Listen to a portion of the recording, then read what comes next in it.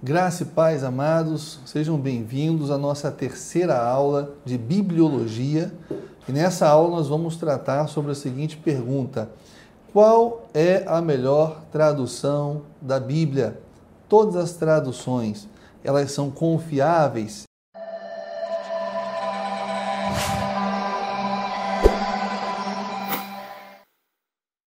De cara, eu já vou dizer para você que não. E pode ser que você fique surpreso, né?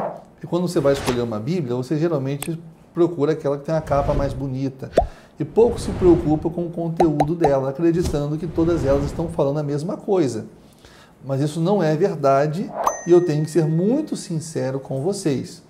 Inclusive, exatamente com base nos erros de algumas traduções, que muitos que são contra o cristianismo acabam usando isso aí para dizer que as escrituras estão comprometidas ou estão corrompidas. Na verdade, o que eles usam são exceções, são outros manuscritos. Não quer dizer que todos estejam corrompidos, né? Então é muito importante que você entenda, primeiro, o processo disso, como isso se deu, né? Como é que deu esse processo de tradução das escrituras sagradas. E aí você vai ter que se preocupar com a fonte, ou seja, qual o manuscrito que foi utilizado para traduzir, se esse manuscrito era um manuscrito fiel ao original ou não, e a forma como foi traduzido. Então nós temos a fonte e nós temos a forma. É sobre isso que nós vamos tratar aqui nessa aula, e é uma aula muito importante para que você tenha a condição de escolher uma tradução, uma Bíblia que realmente corresponda à palavra de Deus, sem nenhuma adulteração, sem nenhum comprometimento, ok? Então vamos lá. Nós sabemos que os autógrafos já não existem mais, ou seja, os textos escritos pelos seus autores, não existe mais. Então, o que nós temos hoje são cópias das cópias das cópias. Nós vamos ter no total, com relação, por exemplo, ao Novo Testamento, que é onde o pessoal pega mais as adulterações e tal. O Antigo Testamento não tem muito problema com relação a isso, porque as variantes são mínimas, não são comprometedoras.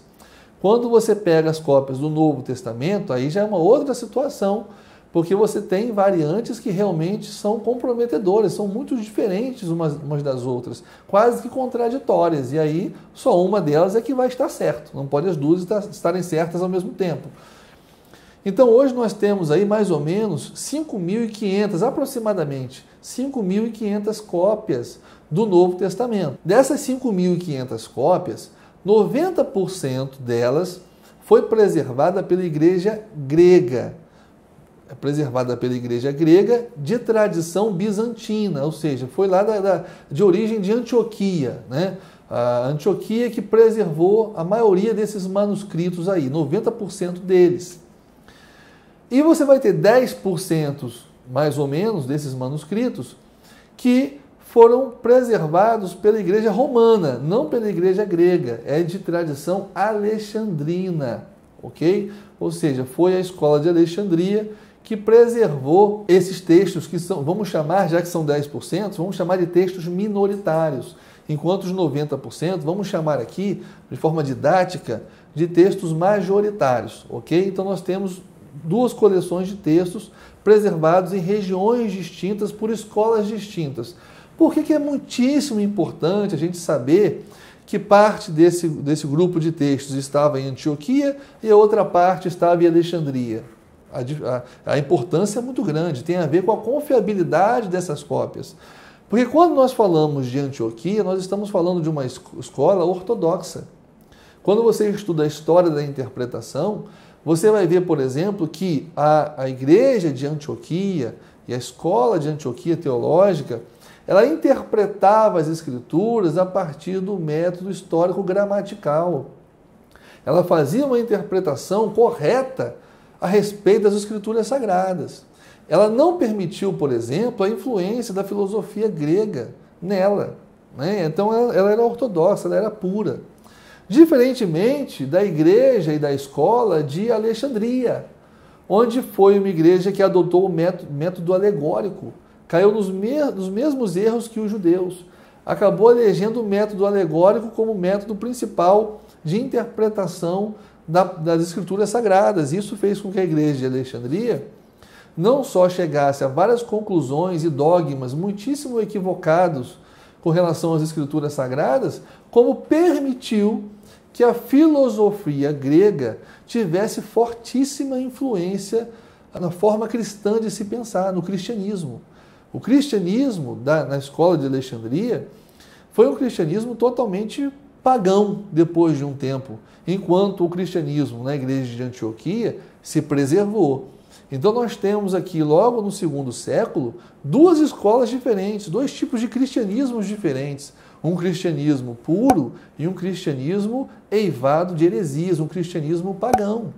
Isso é muitíssimo importante, porque se você tem cópias que foram preservadas em Alexandria, a partir de Alexandria, é muito natural que os copistas de Alexandria também estavam envenenados com a filosofia, com os dogmas e com a tradição herética, vamos dizer assim, alegórica, da escola de Alexandria. E na hora de fazer as suas cópias, isso pode ter comprometido essas cópias aí. Já com relação à igreja de Antioquia, não. Como era uma igreja pura, normalmente os copistas eram copistas que tinham mais temor, mais zelo, mais comprometimento e mais isenção na hora de fazer essas cópias. E isso, amados, fica muito provado quando a gente compara. Porque se você pegar 90%, os textos majoritários, vamos dizer assim, preservados, né, pela igreja de Antioquia, de tradição bizantina, porque foram encontrados lá esses manuscritos, né, naquela região, você vai ver que as variantes entre um e outro que sempre ocorrem são variantes aceitáveis, que não comprometem o contexto do texto. São variantes que não comprometem o sentido do texto. Então são variantes aceitáveis. Variante pode existir, porque são vários homens diferentes fazendo cópias, e aí você pode ter um homem que, ao invés de usar uma palavra, usa outra, né? Enfim, isso pode acontecer, mas são pouquíssimas variantes. Agora, quando você pega os 10%, ou seja, os textos minoritários de tradição alexandrina, né, que foram preservados pela Igreja Romana, esses textos possuem inúmeras variantes e até mesmo contradições entre si. Então são textos que não gozam de credibilidade, não gozam de confiabilidade, até porque, segundo os pais da igreja, eles relataram para nós que muitas das cópias do Novo Testamento foram adulteradas, foram corrompidas. Você quer ver, por exemplo, o que Orígenes vai dizer, um dos pais da igreja mais reconhecidos, mais famosos, Orígenes, ele vai dizer a respeito dessas cópias? Olha o que ele diz aqui. Ele fala o seguinte: hoje em dia, como é evidente, há uma grande diversidade entre os vários manuscritos, seja por negligência de certos copistas, seja pela audácia perversa exibida por alguns em corrigir o texto, ou seja, por culpa daqueles que, fazendo o papel de corretores, o alongam ou o abreviam ao seu bel prazer. Ou seja, um pai da igreja, Orígenes, ele está denunciando que alguns copistas naquela época, eles simplesmente, ao seu bel prazer, aumentavam o texto, botava lá com suas próprias palavras, ou então omitia textos. E aí eu vou dizer para vocês uma coisa que é uma tese minha, né, uma evidência minha, mas muito plausível, que é bem provável que Orígenes esteja se referindo exatamente a esses minoritários. Orígenes esteja se referindo a esses textos que foram encontrados, que foram preservados pela Igreja Romana, pela Igreja Católica Romana. Por quê? Porque esses textos, sim, apresentam várias contradições e variantes gravíssimas entre si, nenhuma delas concorda entre si, é uma coisa terrível, né? Esses textos minoritários não têm credibilidade nenhuma, então nós cremos que Orígenes estava se referindo a quais manuscritos? Aqueles que vieram de Alexandria. E por que eu não acredito que ele esteja se referindo às cópias que são de tradição bizantina, né, que vieram lá de Antioquia, preservadas também por Antioquia? Porque as variantes são pequeníssimas, né, são quase que insignificantes entre umas e outras. Então nós cremos que a confiabilidade, ou seja, a palavra de Deus, a preservação da palavra de Deus, você vai encontrar nos textos majoritários, até por ser a maioria, né, deles, e não nos textos minoritários. E qual é o problema? O problema é que, infelizmente, hoje, muitos eruditos teólogos acabam confiando mais nos textos minoritários pelo fato deles serem mais antigos.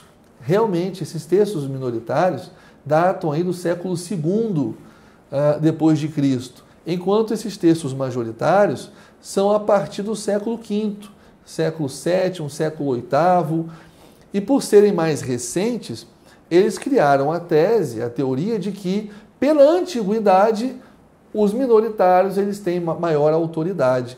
Eu, por exemplo, vou refutar por completo essa teoria da antiguidade pelo fato de que esses textos eram escritos em pergaminhos. E esses pergaminhos se desgastavam com muita facilidade. E quanto mais eles eram manuseados, mais eles eram desgastados. Isso quer dizer o quê? Quer dizer que se você tem um pergaminho do século II e ele foi preservado, é porque esse pergaminho ele quase não era considerado, ele quase não era manuseado, porque se fosse, não teria se preservado durante todo esse tempo. Então, para mim, o critério de antiguidade, nesse caso específico, não é um critério confiável para você constatar a confiabilidade de determinado manuscrito de forma alguma, muito pelo contrário.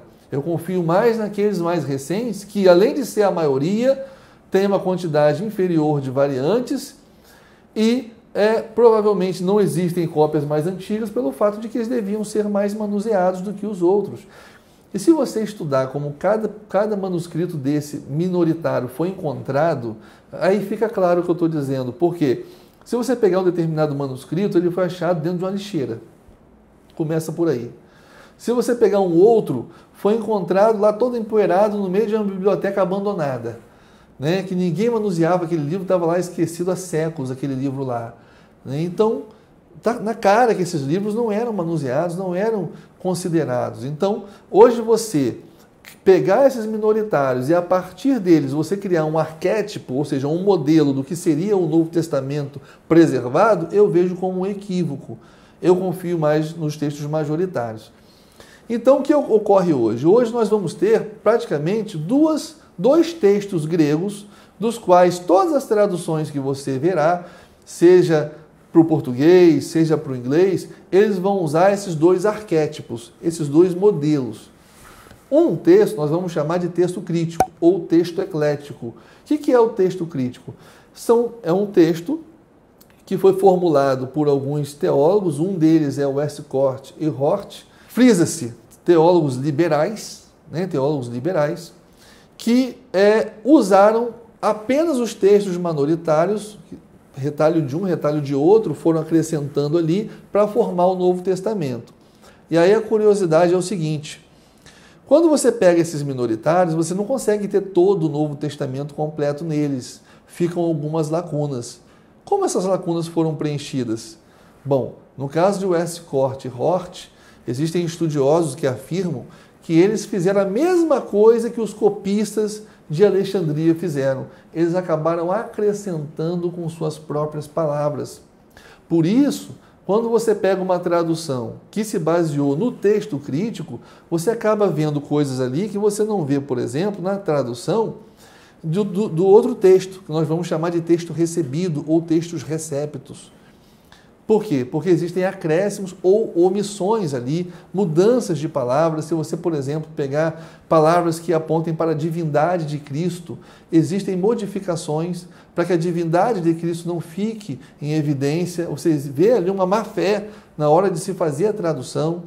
Então, além do texto grego em si não ter a confiabilidade, os tradutores também não foram pessoas honestas. E, amados, infelizmente, o texto crítico hoje é o texto que mais é utilizado para se traduzir as Bíblias. Se você pegar, por exemplo, a Nova Tradução da Linguagem de hoje, é texto crítico. Se você pegar a Bíblia Viva, é texto crítico. Se você pegar, pasmem, a NVI, é texto crítico. Semana passada mesmo, uma pessoa veio tirar uma dúvida sobre um texto da Bíblia, e ele falou assim, como é que explica esse texto? Eu falei, cara, na minha Bíblia não tem esse texto, não. Aí ele falou assim, qual tradução você está usando? Ele falou, NVI. Aí eu peguei a minha tradução, mostrei para ele o texto correto, totalmente diferente do texto dele, né? Então é absurdo a diferença, né? Então eu não considero nenhuma Bíblia que foi traduzida a partir do texto crítico como a palavra de Deus preservada ali. Eu não considero, porque tem sim adulterações, claro que não é toda a Bíblia, são algumas partes, mas tem sim adulterações, tem sim comprometimento sério nesse tipo de tradução, tá? Diferentemente, nós temos o texto recebido. O texto recebido é do século XVI, enquanto o texto crítico é mais recente, do século XIX, tá? O texto recebido foi o mesmo que Martinho Lutero utilizou para traduzir a Bíblia do grego para o alemão. E não só isso, todos que traduziram a partir do século XVI usaram o texto recebido. O texto recebido, ele foi criado a partir dos majoritários. Dos majoritários que têm o quê? Maior confiança. Então, por exemplo, Erasmo de Roterdã, no século XVI, quando ele pegou a primeira edição do texto recebido, e ele usou, por exemplo, 6 manuscritos diferentes dentro dos majoritários, né? Apenas com relação ao Apocalipse é que ele usou a Vulgata Latina, né? Uma parte do Apocalipse, porque ele não encontrou um manuscrito em grego, mas depois as outras edições de Beza, enfim, até chegar aos irmãos Eusevir, que foi até a 6ª edição do texto recebido, ele foi todo baseado nos manuscritos gregos do texto majoritário. Tiveram várias revisões, né? As variantes são pouquíssimas entre a primeira edição e a última edição, tem a variante ali de 300 palavras, correções. Então houve um zelo, houve um cuidado que os tradutores, né, os que formaram o texto crítico não tiveram. E aí o texto recebido, esse texto é o texto confiável, é o texto onde nós acreditamos que a palavra de Deus foi preservada, principalmente o Novo Testamento. Ok? Estamos falando do Novo Testamento. Porque quando o Antigo Testamento não tem discussão. É aquilo que o judeu já vinha preservando e está aí até hoje, não tem discussão. A questão é o Novo Testamento. Então, amados, esse texto recebido é o texto que nós usamos e confiamos como a santa palavra de Deus. Não aceitamos o texto crítico. E quais as Bíblias, por exemplo, em português, que você vai ter a partir do texto recebido, do textos receptos? Você só vai ter 2, que é a ACF, a Almeida Corrigida Fiel, e a de João Ferreira de Almeida, que é a Revisada e Corrigida, né? São essas únicas 2 Bíblias que vão se basear no texto recebido. Então hoje eu, Alexandre, eu só reconheço essas 2 Bíblias como Bíblias com confiabilidade para você estudar, fazer uma exegese. Ah, pastor, mas a leitura é muito difícil. Sim, a leitura é difícil, exatamente por quê? Porque houve a preocupação dos tradutores não só em utilizar um texto confiável, que é o texto receptus, como houve a preocupação também de fazer uma tradução por equivalência formal. E aqui nós já entramos na forma como é traduzido. Porque você tem a tradução por equivalência formal e você tem a tradução por equivalência dinâmica, são 2 formas de traduzir. A tradução por equivalência formal, você vai traduzir palavra por palavra, ou seja, você vai pegar a palavra do grego e vai pegar a palavra correspondente no português e vai utilizar. É claro que pelo fato da gramática ser bastante diferente, na hora de você traduzir para o português, você vai ter que organizar essas palavras para que fique inteligível, ok? Mas você não vai colocar as suas palavras, você simplesmente vai usar as palavras que estão ali no grego. Então, uma tradução por equivalência formal, exatamente igual à forma como os judeus traduziam o Antigo Testamento, seguindo o mesmo critério, ok? Mas você pode fazer também uma tradução por equivalência dinâmica. Que tradução é essa? É quase que uma paráfrase, ou seja, o tradutor ele vai ler o texto no grego, mas na hora de colocar para o português, ele vai colocar com as suas palavras.